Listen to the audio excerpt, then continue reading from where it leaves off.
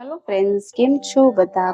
આજે હું તમારી સાથે શેર કરીશ. ચાલો એની આપણે રેસીપી શરૂ કરીએ. તો આપણે આમાંને કટ કરીને મેં આવી રીતે કટ કરીને આવી રીતે પીસી લીધું છે. તમે જોઈ શકો છો, આપણે મીડિયમ સાઈઝમાં આપણે પીસી લીધું છે આવી રીતના. તો તમે જોઈ શકો છો આપણે સારી રીતે પીસી લીધું છે. હવે આપણે એને ઘઉંના લોટ સાથે આપણે બનાવીશું અને એટલો ટેસ્ટી બને છે કે તમે ક્યારે પણ ન બનાવ્યો હશે. જો તમારે ઘરમાં અલગ તમને કંઈક જોતું હોય નાસ્તો, તો એકવાર તમે જરૂરથી જોજો અને જરૂરથી એકવાર ટ્રાય પણ કરજો.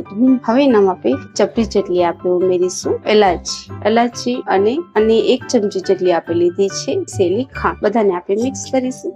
એનામાં મીઠાશ ન હોય ને, જો તમારું ખાટું હોય અને મીડિયમ સાઈઝ નું મીઠું હોય તો તમે એનામાં 1 ચમચી જેટલી ખાંડ ઉમેરી શકો છો. જો એમ થાય કે હવે મીઠો છે તો એનામાં ખાંડ ઉમેરવાની જરૂર નથી અને 2 ચમચી જેટલું એનામાં આપણે ઘી ઉમેરીશું. આપણે મિક્સ કરી નાખ્યું છે. હવે એનામાં આપણે ઘઉંનો લોટ ઉમેરીશું. જો મેં 1 કટોરી જેટલું 1 કપ જેટલું લીધું છે ઘઉંનો લોટ. આપણે બધાને આપણે મિક્સ કરીશું. સારી રીતે મિક્સ કરી નાખીશું. હાથોથી આપણે મિક્સ કરીશું. જોઈ શકો છો આપણે લોટ બાંધી લીધો છે. આવી રીતે આપણે આજે બનાવીશું આમમાંથી આજે આપણે બનાવીશું પરાઠા. ફ્રેન્ડ્સ, આપણે પાટલો લીધો છે અને લોટ માંથી આપણે કાઢી લઈશું અને પછી આપણે થોડું ઘી માંથી ટીપ કરવાનું છે અને માથી આપણે આવી રીતે રાખી દઈશું. પછી થોડુંક આપણે કોરો લોટ લેવાનું છે અને આવી રીતે કોથળી તમારે કરી જેવા હોય તો આવી રીતે તમે એને કરી શકો છો. કોથળી માંથી તો અને વેલણ થી વેલવું હોય તો પણ થઈ જાય અને આવી રીતે કોથળી આપણી ફરતી જશે, ગોળ થતું જશે. આવી રીતના એટલા ટેસ્ટી બને છે કેરી માંથી પરાઠા કે તમે એકવાર જરૂરથી ટ્રાય કરજો. તમારા ઘરમાં બધા લોકોને આ બહુ જ પસંદ આવશે ફ્રેન્ડ્સ. તો તમે જે મીડિયમ સાઈઝ ના જોઈએ એ પ્રમાણે તમે જોઈ શકો છો.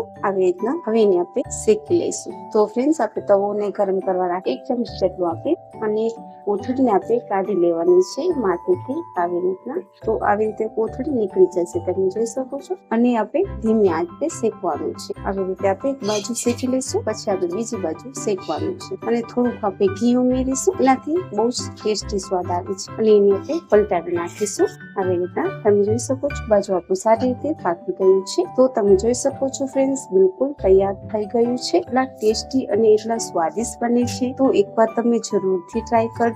આ તમને બહુ જ ટેસ્ટી લાગશે. જો ઘરમાં તમારે આ મેંગામાંથી કઈ નવું ખાવું હોય તો આવી રીતે તમે ખાઈને બનાવો. તો જો તમને સારું લાગવું અને તમને ગમતું હોય અને સિમ્પલ લાગવું હોય તો તમે મારી ચેનલને લાઈક અને સબસ્ક્રાઇબ કરજો અને તમારા ફ્રેન્ડ સાથે તમે જરૂરથી શેર કરજો. ત્યાં સુધી તમારું ધ્યાન રાખજો. ધન્યવાદ ફ્રેન્ડ્સ.